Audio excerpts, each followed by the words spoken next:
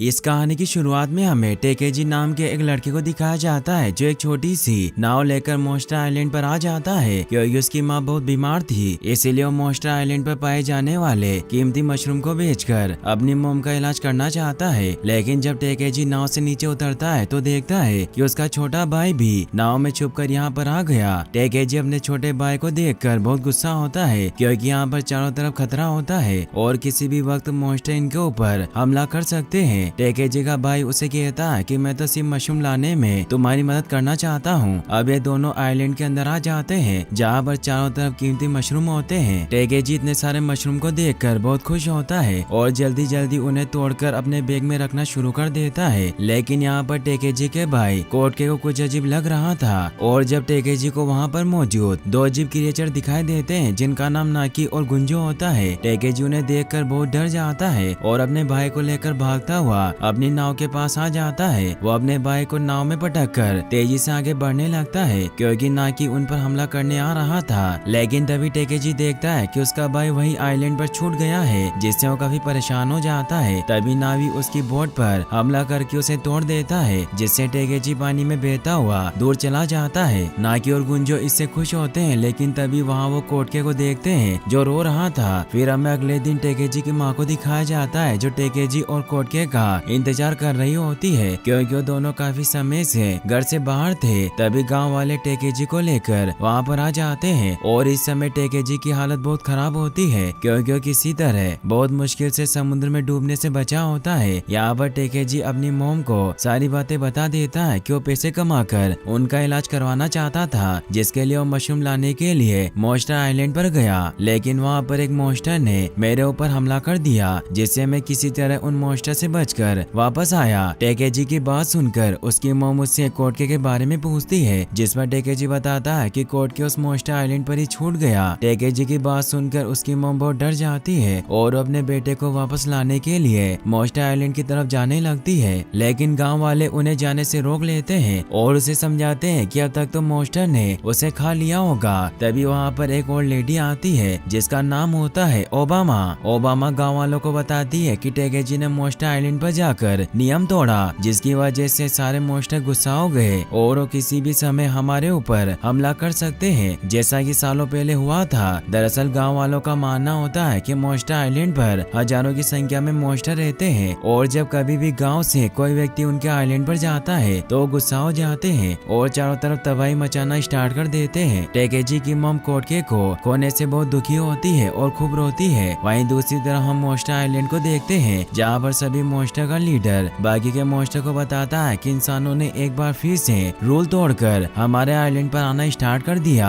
और जब उन्हें पता चलेगा कि अब हम सिर्फ कुछ मॉन्स्टर ही बचे हैं तो हमारे ऊपर हमला कर देंगे और हमारे आइलैंड पर कब्जा कर लेंगे। यहाँ पर हम कोटके को भी देखते हैं जिसे अभी तक मॉन्स्टर ने नहीं खाया होता। ना कि सबको चुप होने के लिए कहता है क्योंकि उसको शोर बिल्कुल भी पसंद नहीं होता। मॉन्स्टर लीडर सबको बताते हैं कि गाँव वाले कभी भी हमारे ऊपर हमला कर सकते हैं जो एक चिंता का विषय है। गुंजो मॉन्स्टर से कहता है कि हमें इंसानों से नहीं डरना चाहिए क्योंकि जब गांव वाले हम पर हमला करेंगे तो मैं और नाकी उन्हें रोक लेंगे। लेकिन नाकी गुंजो की बातों का कोई रिप्लाई नहीं देता और गुस्से में कोटके को मारने के लिए उसे पहाड़ी से नीचे गिराने लगता है। लेकिन बाकी के मॉन्स्टर उसे ऐसा करने से रोक लेते हैं और मॉन्स्टर लीडर नाकी को समझाते हैं कि हमें इस लड़के को नहीं मारना चाहिए क्योंकि जब गाँव वाले हमारे ऊपर हमला करेंगे तो हम इस बच्चे को दिखाकर उनसे सौदा कर सकते हैं। इसके बाद मॉन्स्टर लीडर नाकी को कोटके को अपने साथ रखकर उसकी देखभाल करने के लिए कहते हैं क्योंकि उनको लगता है कि नाकी ये काम बड़ी आसानी से कर सकता है। लेकिन नाकी लीडर की बात सुनकर गुस्सा हो जाता है और कोटके को अपने साथ रखने से साफ साफ मना कर देता है जिस पर लीडर नाकी को बताते हैं कि तुम्हें करना ही होगा क्योंकि मेरा आदेश है। लेकिन नाकी कोटके को लीडर के सर पर रखकर गुस्सा होकर वहाँ से चला जाता है। नाकी के जाने के बाद सारे मॉन्स्टर मिलकर डिसाइड करते हैं कि गुंजो कोटके को अपने साथ रखेगा और गुंजो भी इसके लिए राजी हो जाता है। अब गुंजो कोटके को लेकर वापस से नाकी के पास आ जाता है और जब नाकी गुंजो के साथ कोटके को देखता है तो गुंजो पर गुस्सा होकर उसके ऊपर हमला करना स्टार्ट कर देता है। लेकिन जब गुंजो नाकी को उसका फेवरेट मशरूम देने का वादा करता है तो नाकी कोटके को अपने साथ रखने के लिए राजी हो जाता है और अब कोटके नाकी और गुंजो के साथ ही रहने लगता है। वहीं दूसरी तरफ हम गाँव वालों को देखते हैं जो अपने देवता से मॉन्स्टर को शांत करने की प्रार्थना कर रहे होते हैं। वही मॉन्स्टर आइलैंड पर कोटके जब नाकी के पीछे आग लगा देता है तो नाकी दर्द से चिल्लाने लगता है, जिससे गांव वालों को लगता है कि मॉन्स्टर उन पर गुस्सा हो रहे हैं। अब कोटके गुंजो के कपड़ों में भी आग लगा देता है, जिस बात पर गुस्सा होकर गुंजो कोटके को समुद्र में फेंकने को कहता है। लेकिन जब कोटके ये सुनता है तो जोर जोर से रोने लगता है। कोटके के रोने से गुंजो और नाकी पूरी तरह से परेशान हो जाते हैं और किसी तरह बहुत मुश्किल से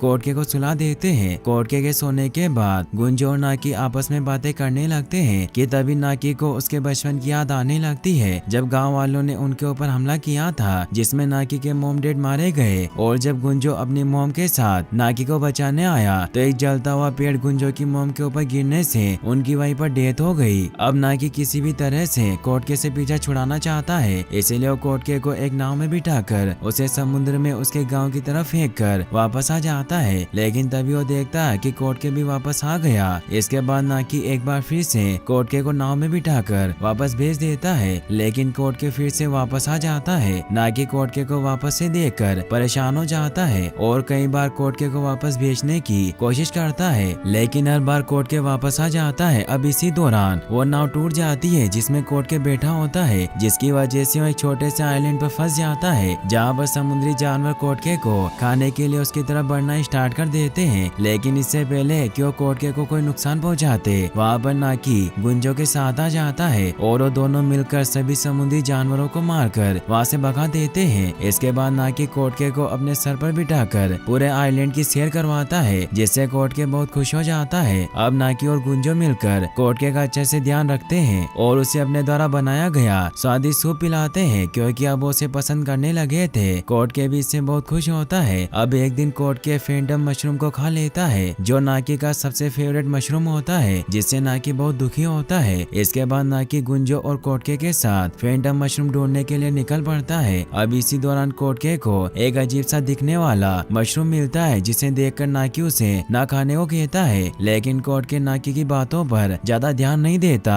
और उसे खा लेता है, जिसकी वजह से वो अगले ही पल हवा में उड़ने लगता है, क्योंकि उसने जिस मशरूम को खाया था उसमें किसी गुब्बारे जैसी पावर होती है। मगर कोटके के वहाँ से दूर जाने से पहले ही नाकी उसे पकड़ लेता है और तभी वो देखता है कि कोटके के पास फैंटम मशरूम है, जिसे ढूंढने के लिए वो यहाँ पर आया होता है। नाकी फैंटम मशरूम देखकर बहुत खुश होता है, लेकिन कोटके नाकी को फैंटम मशरूम नहीं देता और इधर उधर भागने लगता है। नाकी कोटके का पीछा करने लगता है, लेकिन अंत में कोटके नाकी को फैंटम मशरूम दे देता है, जिसे खाकर नाकी बहुत खुश होता है। अब अगले दिन नाकी देखता है कि कोटके बीमार है, जिससे नाकी पूरी तरह से परेशान हो जाता है और गुंजो को किसी भी तरह से कोटके को ठीक करने के लिए बोलता है। लेकिन यहाँ पर गुंजो को भी कुछ समझ नहीं आ रहा था कि वो क्या करे, क्योंकि आज से पहले उसने कभी भी एक इंसानी बच्चे का इलाज नहीं किया था। नाकी को परेशान देखकर गुंजो उसको अपने पास बैठने के लिए कहता है। तभी ये देखते हैं कि कोटके बार बार अपनी मोम को याद कर रहा है, जिससे नाकी इमोशनल हो जाता है और कोटके को उसके गांव ले जाकर उसकी मोम से मिलाना चाहता है। लेकिन गुंजो नाकी को समझाता है कि इसके लिए तुम्हें रूल तोड़ना होगा, क्योंकि मॉन्स्टर कभी भी इंसानी आइलैंड पर नहीं जाते।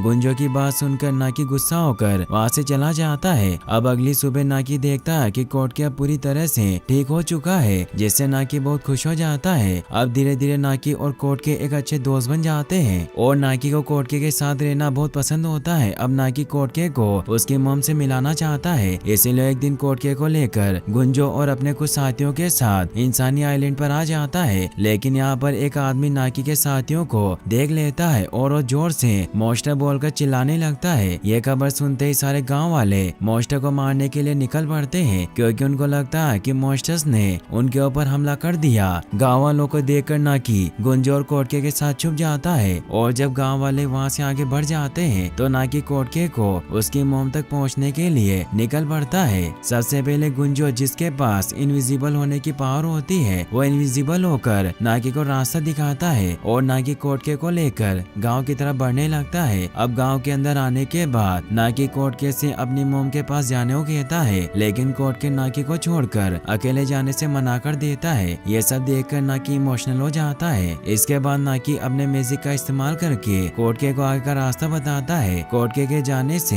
गुंजो और नाकी बहुत दुखी होते हैं। वहीं दूसरी तरफ कोटके की मोम कोटके से मिलकर बहुत खुश होती है और दूर खड़े नाकी और गुंजो ये सब देखकर बहुत खुश होते हैं। अब वापस आने के बाद मॉन्स्टर लीडर नाकी और गुंजो को पनिश करते हैं और उन्हें एक रस्सी से बांधकर लटका देते हैं क्योंकि उन्होंने ह्यूमन आइलैंड पर जाकर रूल तोड़ा होता है। इस समय नाकी को कोटके की बहुत याद आ रही होती है और वो कोटके के जाने से बहुत उदास होता है। वहीं दूसरी तरफ कोटके भी नाकी से दूर होकर बहुत उदास था और मिट्टी पर नाकी की ड्राइंग बना रहा होता है। अब नाकी को उदास देखकर गुंजो से समझाने की कोशिश करता है कि मॉन्स्टर कभी भी इंसानों के साथ नहीं रह सकते। गुंजो की बात सुनकर नाकी कहता है कि मुझे पता है और मैं इंसानों से बहुत नफरत करता हूँ, लेकिन गुंजो समझ जाता है कि नाकी झूठ